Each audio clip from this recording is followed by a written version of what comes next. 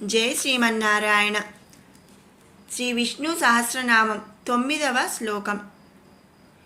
ఈశ్వరో విక్రమీ ధన్వీ మేధావి విక్రమః అనుత్తమో దురాదర్శః కృతజ్ఞ కృతిరాత్మవాన్. ఈశ్వరః మరి ఇంతకుముందు కూడా మనం చెప్పుకున్నామండి. సకల సృష్టికి కూడా ప్రభువు శ్రీమన్నారాయణుడు. మరి సకల సృష్టికి ప్రభువు లోకరక్షకుడు ఆర్తపరాయణుడు అయినటువంటి శ్రీ మహావిష్ణువే. అతడే ఈ సకల సృష్టికి కూడా జీవనాధారము. మరి సృష్టికి ఏం కావాలండి? శాంతి, సుఖము, చరాచర శక్తులు కూడా ఈ సకల సృష్టిలోని జీవులకి ప్రసాదిస్తున్నది శ్రీమన్నారాయణుడు. అతడే భూత భవిష్యత్ వర్తమాన కాల భేదములు లేకుండా నిత్యము కూడా ప్రకాశిస్తున్నాడు. సర్వవ్యాప్తుడు అంటే అన్ని చోట్ల కూడా ఉన్నాడు. అలాగే సకల గుణ సంపన్నుడు.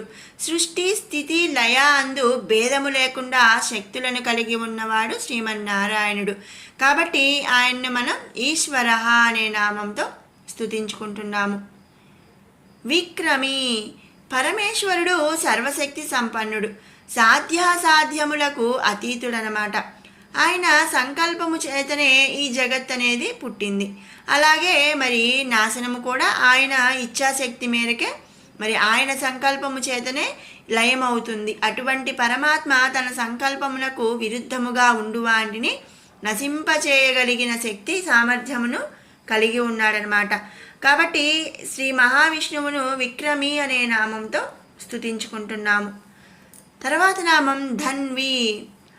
అసమాన పరాక్రమశాలి అయిన శ్రీ మహావిష్ణువు శత్రు సంహారమునకు లోకకంటకుల తలను శరంపర చేత త్రుంచివేయుట కొరకు శార్గము అనేది ధనస్సును ధరించి ఉన్నాడట. ధన్వి అంటే ఏంటంటే ధనస్సును ధరించి ఉన్నవాడు.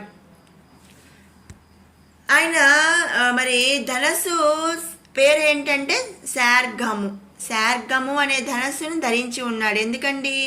మరి శత్రు సంహారమునకు లోకకంటకులను మరి అణచివేయటానికి త్రుంచివేయుటకు ఆయన శార్గము అనే ధనస్సును ధరించి ఉన్నాడు. కాబట్టి ఆయన ధనస్సు ధరించి ఉన్నాడు కాబట్టి ధన్వి అనే నామంతో మనం స్తుతించుకుంటున్నాము.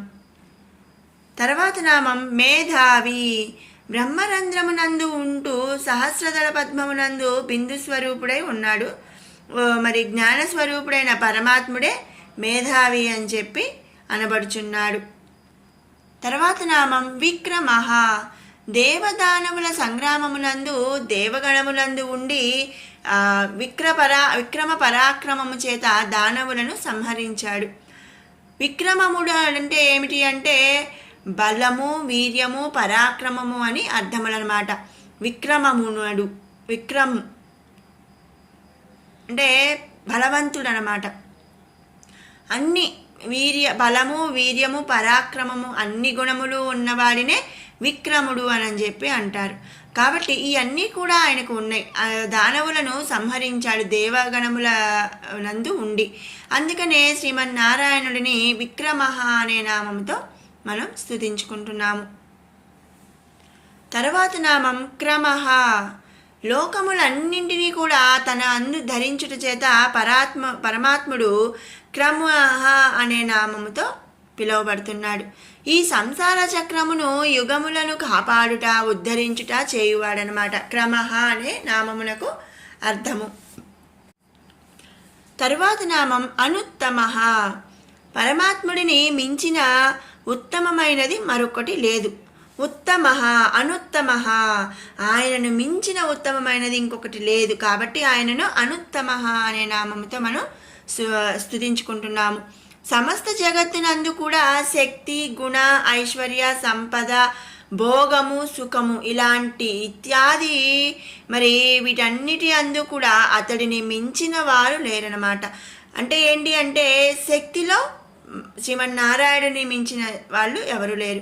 అలాగే గుణములో ఎవరు లేరు, ఐశ్వర్యములో లేరు. ఇలా ప్రతి దాంట్లో కూడా ఆయనను మించిన వారు లేరు. కాబట్టి ఆయన అనుత్తమ అనే నామంతో ఇక్కడ మనం స్తుతించుకుంటున్నాము.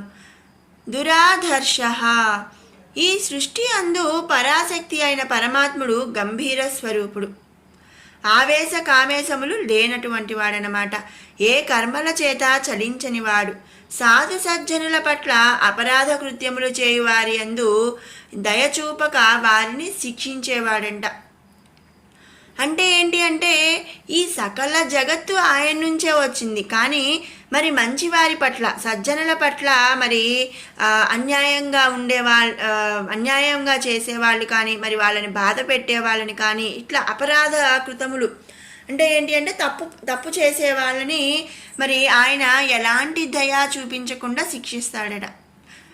పరమాత్ముడు చలించనివాడు. అంటే ఏంటి అంటే పర భేదము నందు చలించనివాడు.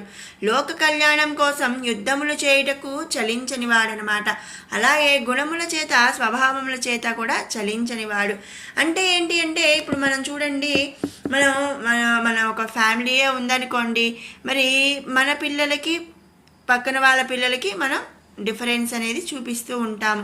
అలాగే మన పిల్లల్లో మనం కూడా ఏంటంటే ఒకరంటే కొంచెం ప్రేమ ఎక్కువ ఉండొచ్చు, ఒకరంటే కొంచెం ప్రేమ తక్కువ ఉండొచ్చు, కానీ అలాంటి భేదం అనేది ఏదీ లేదు.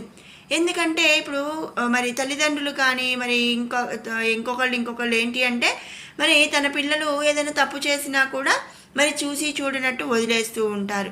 మరి ఇక్కడ ఈ సకల జగత్తు కూడా శ్రీమన్నారాయణుడి యొక్క పిల్లలే అయినప్పటికీ కూడా తప్పు చేసిన వారిని ఎలాంటి దయా చూపక వారిని శిక్షిస్తూ ఉంటాడంట.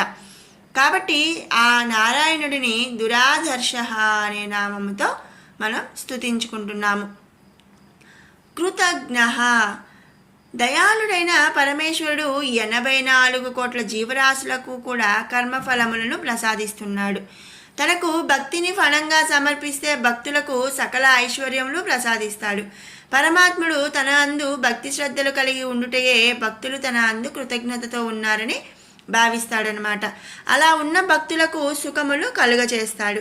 మరి ఈ కలికాలంలో అంటే మరి మనకు మొత్తం 4 యుగాలు అనేవి ఉన్నాయి. వాటిలో మనం ఇప్పుడు 4వ యుగంలో అయిన కలియుగంలో మనం ఉన్నాం. మరి ఈ యుగంలో మనం ఏం చేస్తున్నామండి, ఒక 2 రోజులు మనం దేవుణ్ణి దండం పెడతాం. అది కూడా ఎలా దండం పెడతాం, మరి అంతా నాకే రావాలి, లేకపోతే నేనే బాగుండాలి, నేనే ఉండాలి, నేనే చేయాలి అంటూ మరి మనం కోరికలు అనేవి కోరుతూ ఉంటాం. పోనీ అవైనా కూడా సరే, మరి ఆ కోరికైనా కూడా మనం మనస్ఫూర్తిగా ఆ స్వామివారిని పూజిస్తున్నామా అండి? లేదు. మరి వాళ్ళకి కలిగింది కదా, మరి మనకు కూడా కలగాలి. లేదు, పక్కన వాళ్ళు పూజ చేస్తున్నారు కదా, మనం చేయాలి. మరి వాళ్ళు వెళ్ళారు కదా, మనం వెళ్ళాలి. ఇలా మరి ఏదో ఒక స్వార్థంగా మనం ఆ శ్రీమన్నారాయణుని ఆశ్రయిస్తున్నాము. అయితే ఎవ్వరు అంటే చాలా వరకు కూడా భక్తితో కాకుండా స్వార్థంగానే చేస్తున్నారు. కాబట్టి మరి భక్తితో ఎవరైతే తనని ఆరాధిస్తారో వారికి ఆయన పట్ల కృతజ్ఞతగా ఉన్నారు అని అనుకొని వాళ్లకు సకల సుఖములను కూడా ప్రసాదించేవాడు శ్రీమన్నారాయణుడు అనమాట. తన వేగుల ద్వారా సమస్త సృష్టి అందు కూడా పాపపుణ్య కర్మలను విచారించి వాటి ఫలములను అందిస్తూ ఉంటాడు. మరి అంటే ఏంటి అంటే దీని అర్థం, మరి చేసే పాపాలన్నీ చేసేసి మరి నేను అంతా పాపం చేసేసాక స్వామిని భక్తితో నాకు అవి కావాలి ఇవి కావాలి అంటే కూడా ఆయన మనకి ప్రసాదించడు. మరి మన పాపపుణ్యాలను బేరీజు వేసి లెక్క వేసి మనకు ఎంత ఫలమును అందించాలో అంత ఫలమునే అందిస్తాడు శ్రీమన్నారాయణుడు. తర్వాత నామం కృతి.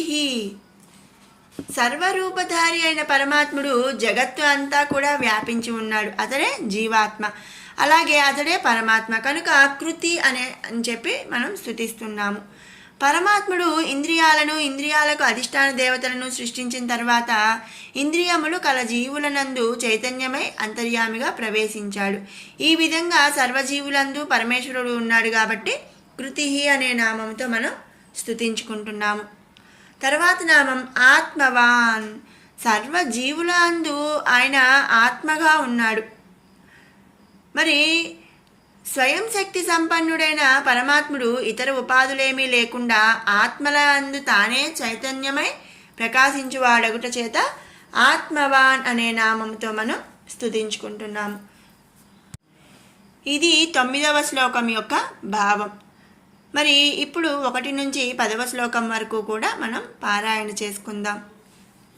విశ్వం విష్ణుర్వషట్కారో భూతభవ్యభవత్ప్రభుః భూతకృద్భూతభృద్భావో భూతాత్మా భూతభావనః పూతాత్మా పరమాత్మా చ ముక్తానాం పరమాగతిః అవ్యయః పురుషः సాక్షి క్షేత్రజ్ఞోऽక్షర ఏవ చ యోగో యోగవిదాం నేతా ప్రధానపురుషేశ్వరः నారసింహవపుః శ్రీమాన్ కేశవः పురుషోత్తమः సర్వస్యర్వశివస్థాణుః భూతాధిర్నిధిరవ్యయः సంభవో భావనో భర్తా ప్రభవః ప్రభురీశ్వరः స్వయంభూః శంభురాదిత్యः పుష్కరాక్షో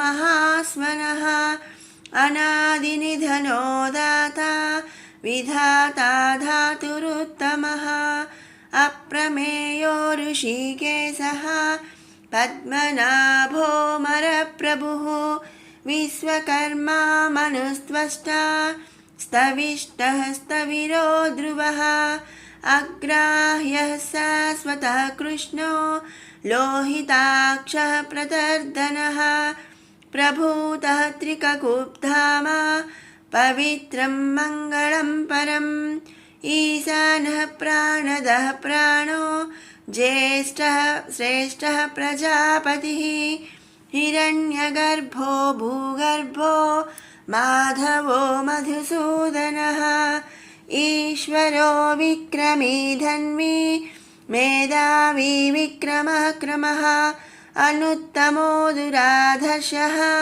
కృతజ్ఞః కృతిరాత్మవాన్ సురేశः శరణం శర్మ విశ్వరేతాః ప్రజాభవः అహా సంవత్సరో వ్యాళः ప్రయత్నः సర్వదర్శనः.